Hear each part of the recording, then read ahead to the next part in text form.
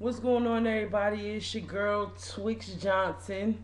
Um, I've been trying for the last couple of days now to get this video out to y'all. Whatever. I've been doing my advice column on UStream, but UStream is not feeling the kid right now. They just keep messing up my video, so I can't send it out there for y'all. Whatever, but we gonna do this YouTube style.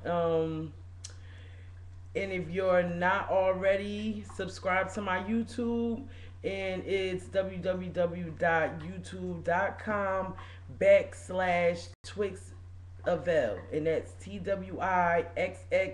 TWIXXAVELL.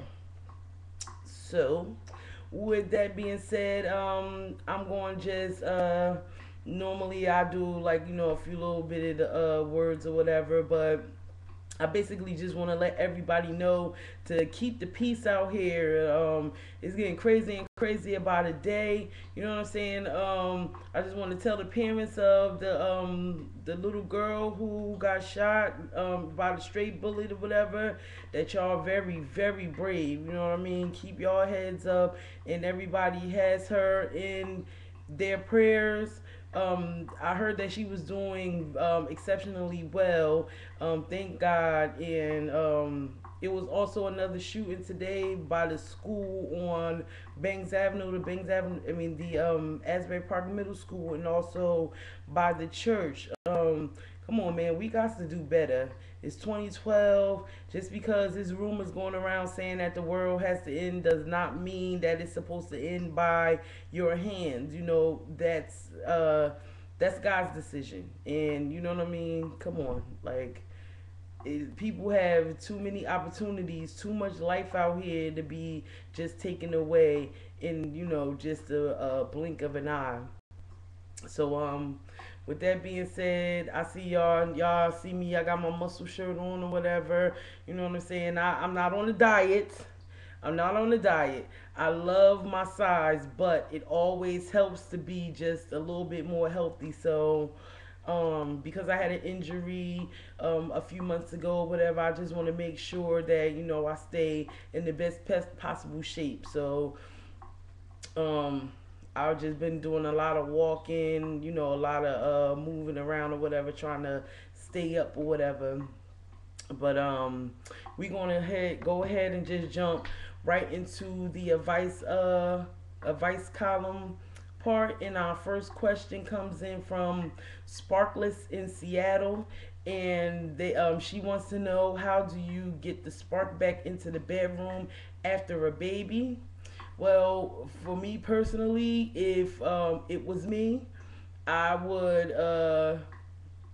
make the night all about my mate. I know when you first have a baby or whatever, especially if it's your first baby, you definitely do not want anybody to keep your baby, spend time with the baby or whatever, because you don't want to miss any, seconds of the of your baby's development or whatever. But for this special occasion, you're gonna have to get mom or grandma or auntie or the godmommy just to keep the baby for this one night, so you can devote your 100% attention to your mate. Now, it's always good to take them out to eat or whatever, but don't go out to eat. Make their favorite meal at home. You can set it up with candlelight and soft music or whatever. Just let them know, how special they are as soon as they walk in the door. I mean, some people, they just probably wouldn't even do all of that. Just be standing in the living room butt naked with a rose or a chocolate covered strawberry or something in their mouth when their mate comes or whatever, and they already know what time it is. But I mean, if you want to do it, a different way, my suggestion would be to make a nice meal. After you eat and have, your good conversation or whatever, always let them know, that you love them and appreciate them or whatever, and that you miss spending the time with them or whatever. And just, thank them for being a good sport and being patient or whatever, because some people can't do it. while you're sitting home with the baby, they'll be out partying or whatever. So for those who do stay and help and wake up in the middle of the night for the diaper changes and the feedings or whatever, just let let your booze know that they're appreciated. So after you have your meal and your good conversation, take them by the hand and bring them in that room where all that magic happens. If you have some time, go and buy you some new lingerie, come out, model it for them, do a little dance for them or whatever, and shoot, go for what you know what I'm saying? Give it to him so good that the only thing he's going to be thinking about for the next few days is what happened when he went home that night and somebody took his little baby out for the night. You make him remember that night or whatever. And, that's basically what I would do. You know what I'm saying? To get the spark back in the bedroom or whatever. Because it will definitely be a spark. It might be a full out flame by the time you get finished. But, the spark will definitely be there. So good luck with that. Now, Miss Joshua writes, no, I'm sorry. Her name is Miss Joshua, Mrs. Joshua, if you nasty. And she wants to know, why does love hurt so bad? Why is sex so nasty but feels so good? My whole thing is about the love situation. We all know that love is an emotion, and when you love someone, it's basically a bond. You know what I'm saying? For y'all to come together for so y'all can feel that same emotion. You know what I'm saying? It's definitely, if it's hurting or if you feel anything behind the love, it's real. So let's just start with that. Love definitely hurts if it's real. Love definitely makes you feel good if it's real. Love makes you feel everything that is associated with love when it's real. So if it's hurting, it's because it's real, and the situation or whatever is making it hurt. You know what I'm saying? It's definitely a situation that needs to be addressed, because love doesn't always have to hurt, and if it hurts, it doesn't always have to be a bad hurt. It can be a good hurt. Like, I've heard that before. Love can hurt so good. So if you have a situation where you're in love and it's hurting, it's because the situation that you're dealing with is definitely real. You know what I'm saying? So why is sex so nasty but feels so good? Well, sex is what you make it. You know what I'm saying? Some people have conservative, clean sex that they're comfortable with, but I mean, if you're having this nasty but real good sex, it's because you and your mate, y'all want to express to each other, or you want to basically let them see the extremity of how they would like to pleasure you, or how they know how you want to be pleasured, so they go to that extremity and beyond to make things the way they are, so you won't have to look nowhere else. You won't have to want to go nowhere else, because everything that you want and need, you get it right at home with the one who loves you.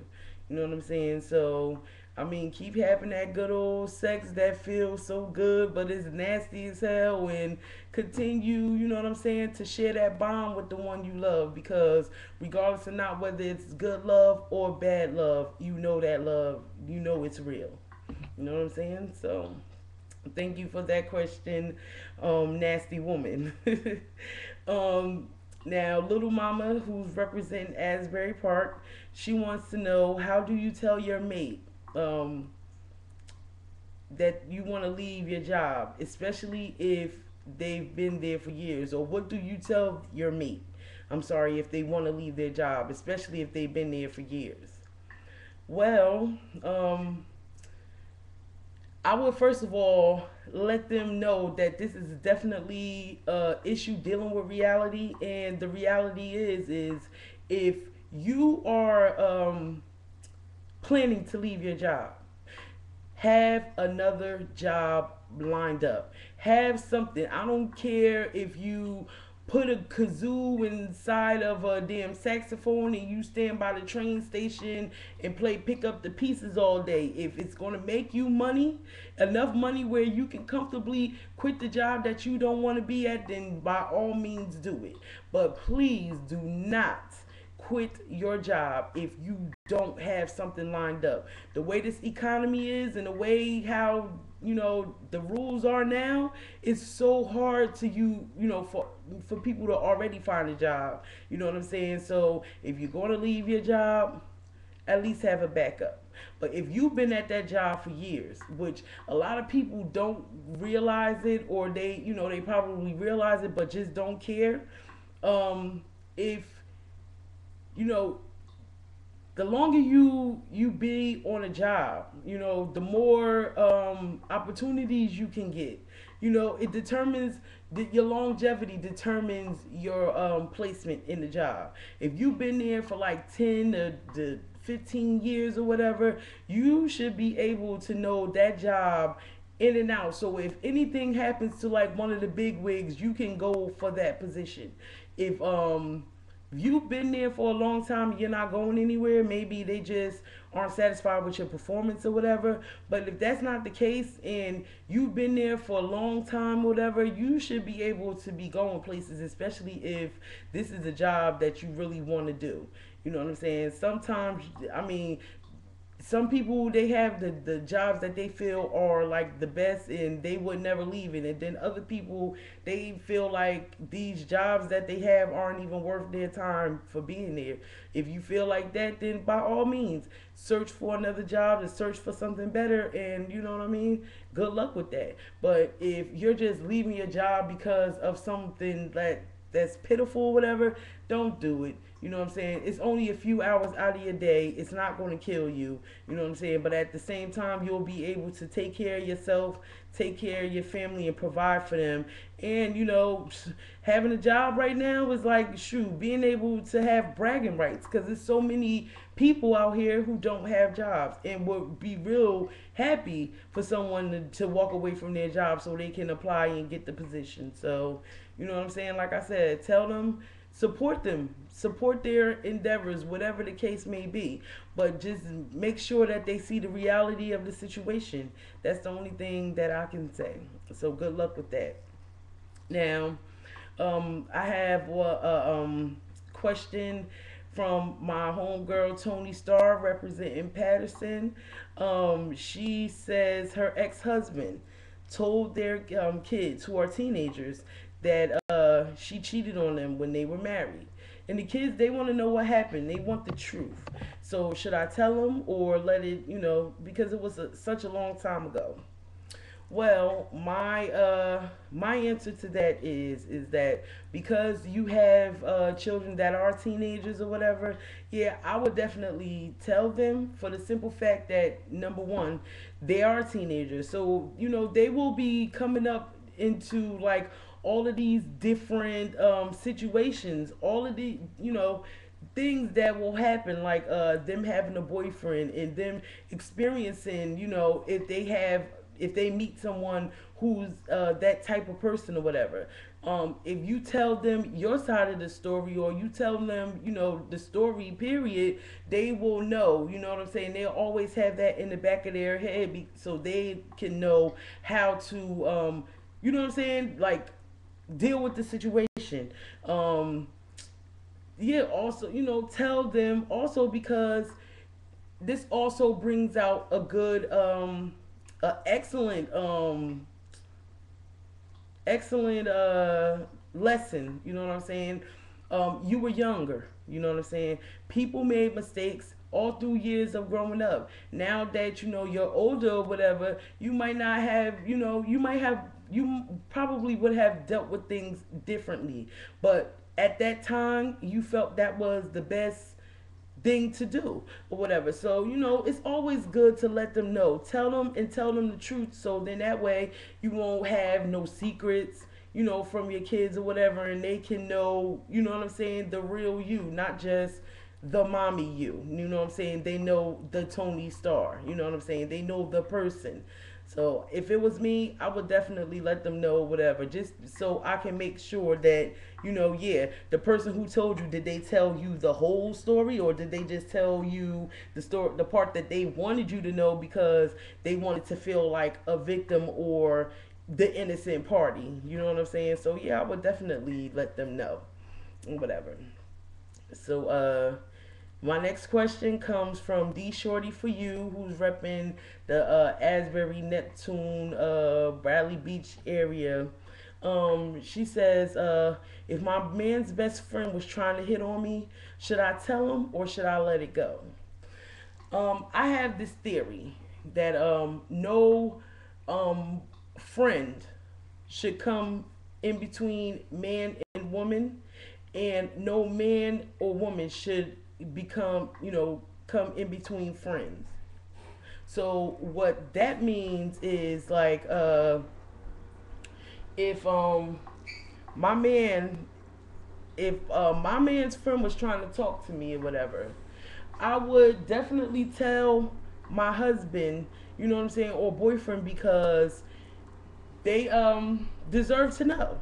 Now, if the shoe was on the other foot, I would want to know, and I would definitely want to know, because how would I feel if if I found out the truth or whatever? I would definitely want to know if my man's friend was trying to violate me like that. Not to to start a fight or anything, but to also just let them be aware, or have them be aware of what I'm saying, any situation or whatever.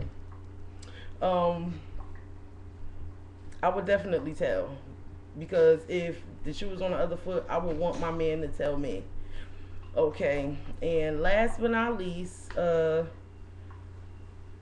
my last question comes from Free Agent 2012, and they say a lot of people indulge in creeping, obviously from the amount of people single and becoming single by the second, and people keeping their secrets. Well, do you feel it's wise to pursue a relationship with the stress and hostility, or do you feel like being a pimp, playing a game, or just having fun is the best way to go? Well, free agent, it all depends on what type of person or what type of relationship you're trying to have. If you're trying to be that like family type of person, or like the one woman man thing, and if you can deal with the stress and the hostility or whatever, by all means, be the relationship person. But if you can't deal with that, and you feel as though like being out in the world and being single is the best way for you, then by all means do that too. You know what I mean? Like, no one can make you do anything that you don't want to do. And if you're in that type of situation, then you should get out, because the only person that's going to lose in the situation is you.